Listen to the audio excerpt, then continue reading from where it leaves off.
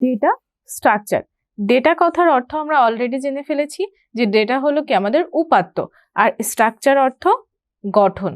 তাহলে এখানে আমরা বুঝতে পারছি যে ডেটার গঠন নিয়েই মূলত আমরা আলোচনা করব।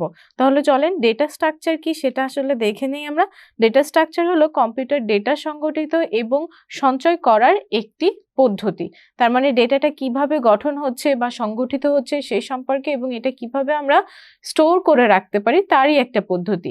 এটি ডেটার মধ্যে সম্পর্ক এবং সেই ডেটার উপর সম্পাদন করা যায় এমন অপারেশনগুলোকে নির্দেশ করে।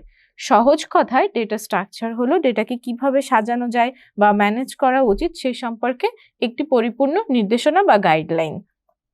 ডেটা স্ট্রাকচারকে আমরা কয়েকটি অংশে ভাগ করতে পারি বা কয়েকটি অংশ নিয়ে মূলত ডেটা স্ট্রাকচার গঠন করা যায়, যার মধ্যে আছে organisation of data, accessing method, এরপর আসেন ডিগ্রি অফ অ্যাসোসিয়েটিভিটি এবং পরবর্তী আছে প্রসেস অল্টারনেটিভ ফর ইনফরমেশন। এই মূলত কয়েকটা অংশ নিয়ে গঠিত হয় কি আমাদের ডেটা স্ট্রাকচার। এখন আমরা ডেটা স্ট্রাকচারের প্রকারভেদগুলো জানবো।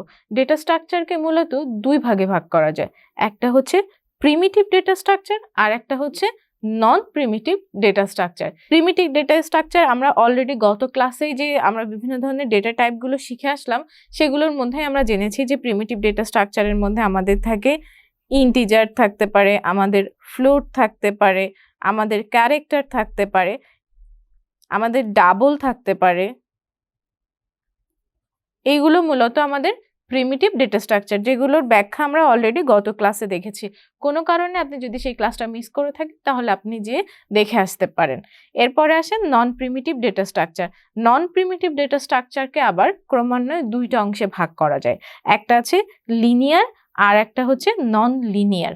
লিনিয়ার কথাটার অর্থ কি সেটা আমাদেরকে জানতে হবে। লিনিয়ার কথাটার অর্থ হচ্ছে কোনো কিছু পর্যায়ক্রমে বা ক্রমান্বয়ে সাজিয়ে রাখা। কোনো কিছু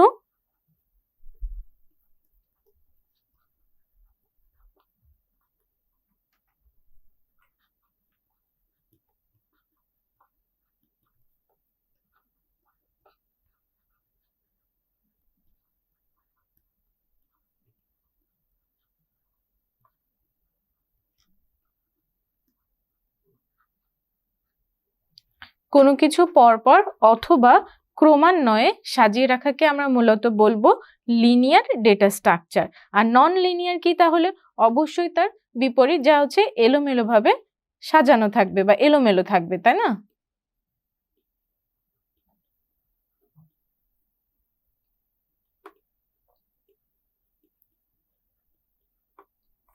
তাহলে এখন আসেন আমরা লিনিয়ার ডেটা স্ট্রাকচারটা নিয়ে আলোচনা করি। তো লিনিয়ার ডেটা স্ট্রাকচারের মধ্যে আছে, লিনিয়ার ডেটা স্ট্রাকচারকে আমরা আবার দুই ভাগে ভাগ করতে পারি, স্ট্যাটিক আর ডাইনামিক।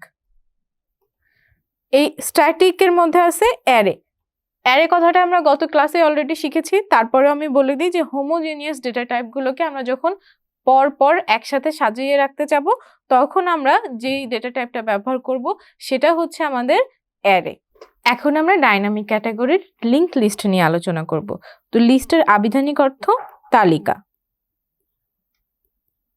লিঙ্ক লিস্ট বলতে মূলত ডেটাগুলোকে এমনভাবে সাজিয়ে রাখা বা পরপর সাজিয়ে রাখাকে বোঝায় যা মূলত একটি আরেকটির সাথে পয়েন্টার দ্বারা কানেক্টেড থাকে। এই সম্পর্কে আমরা আরো ডিটেলসে পরবর্তী ক্লাসগুলোতে আলোচনা করব। এখন আমরা স্ট্যাক নিয়ে আলোচনা করব। স্ট্যাক খুবই জনপ্রিয় একটি ডেটা স্ট্রাকচার। স্ট্যাকটা তাহলে আমাদের কোন ক্যাটাগরিতে পড়ছে? লিনিয়ার ডেটা স্ট্রাকচারের ডাইনামিক ক্যাটাগরিতে পড়ছে আমাদের স্ট্যাক ডেটা স্ট্রাকচার। স্ট্যাক মূলত এমন একটি ডেটা গোছানো বা সাজানোর পদ্ধতি যেখানে ডেটাগুলোকে আমরা স্তম্ভ আকারে রাখতে পারবো এবং সেই স্তম্ভ থেকে ডেটাগুলোকে অ্যাক্সেস করতে পারবো এমন একটি নিয়ম ব্যবহার করে, যা মূলত বলা হয় লাস্ট ইন ফার্স্ট আউট, অর্থাৎ LIFO। সর্বশেষ যে ডেটাটাকে রাখবো সর্বপ্রথম আমরা সেই ডেটাটাকে ব্যবহার করতে পারবো। এখানে যদি আমি একটা উদাহরণ দেই, যে এটা মনে করেন আমাদের একটা বাস্কেট আছে, সেই বাস্কেটের মধ্যে আমরা কতগুলো প্লেটকে সাজিয়ে রাখছি বা কতগুলো ডিস্ককে আমরা এখানে রাখছি। তো সেই ক্ষেত্রে আমরা এই ডিস্ক অ্যাক্সেস করার ক্ষেত্রে সর্বপ্রথম রাখলাম ডিস্ক A কে, তারপর রাখবো B, তারপর C, তারপর D। তো এই ক্ষেত্রে যখন আমরা ডেটাটা এখান থেকে অ্যাক্সেস করব, এই স্ট্যাক পদ্ধতিতে নিয়ম হচ্ছে আমাদের সর্বশেষ যে ডেটাকে রেখেছি সেই ডেটাকে নিয়ে আমাদের কাজ করতে হবে। তাহলে সর্বপ্রথম আমাদের আউট হবে কোনটা? এই ডি নাম্বার ডিস্ক। তার মানে আমরা যদি এটাকে রিমুভ করতে চাই তাহলে এভাবে আসবে, সর্বপ্রথম ডি আসবে, তারপর বের হবে কে? সি, তারপরে বি এবং সর্বশেষ আসবে এ। এই জন্য এটাকে সংক্ষেপে আমরা বলতে পারি লাস্ট ইন ফার্স্ট আউট। এই সম্পর্কিত আমাদের এই ডেটা স্ট্রাকচার অ্যান্ড অ্যালগোরিদম কোর্সে সম্পূর্ণ একটি অধ্যায় আছে, যেখানে আমরা স্ট্যাকের বিভিন্ন ধরনের মজার অ্যালগোরিদমগুলো শিখব। এর পরবর্তীতে আরও একটি জনপ্রিয় ডেটা স্ট্রাকচার আছে যার নাম হচ্ছে কিউ, যেটা আমাদের লিনিয়ার ক্যাটাগরিতে পড়েছে। এখানেও আমরা ডেটাগুলোকে এমন একটি পদ্ধতিতে ব্যবহার করব বা সাজিয়ে রাখবো যেটাকে বলা হয় ফার্স্ট ইন ফার্স্ট আউট। অর্থাৎ আমি যখন ডেটাকে সাজিয়ে রাখবো তখন সর্বপ্রথম যে ডেটাটা রাখছি আমি সর্বপ্রথম সেই ডেটাটাকে ব্যবহার করব। অর্থাৎ মনে করেন এখানে একটি বাস কাউন্টারে আপনি টিকিট করতে গিয়েছেন, সেক্ষেত্রে সিরিয়ালে যখন আপনি সর্বপ্রথম দাঁড়াবেন টিকিটটা কিন্তু সর্বপ্রথম আপনিই পাবেন। এইভাবে আপনার পরে যে থাকবে সে টিকিট পাবে, তারপরে সিরিয়ালি যে দাঁড়িয়ে থাকবে সে টিকিটটা পাবে। এইভাবে ঠিক যত ধরনের রিজার্ভেশনগুলো আছে বা যেখানে আমরা বা ব্যাংকে যদি আমরা কাজে যাই সেক্ষেত্রে আমরা কি করতে পারি, যে সিরিয়ালে বা লাইনে যখন দাঁড়িয়ে থাকি সর্বপ্রথম যে লাইনে দাঁড়িয়ে থাকে সে সার্ভিসটি পায়। ঠিক তেমনই এখানে কিউ এর মধ্যে আমরা ডেটা স্ট্রাকচারগুলো এভাবে সিরিয়ালি সাজিয়ে রাখবো এবং সিরিয়ালে সর্বপ্রথম যে থাকবে সেই ডেটাটাই সর্বপ্রথম সার্ভিস পাবে বা সেই ডেটাটাকে সর্বপ্রথম আমরা অ্যাক্সেস করতে পারবো।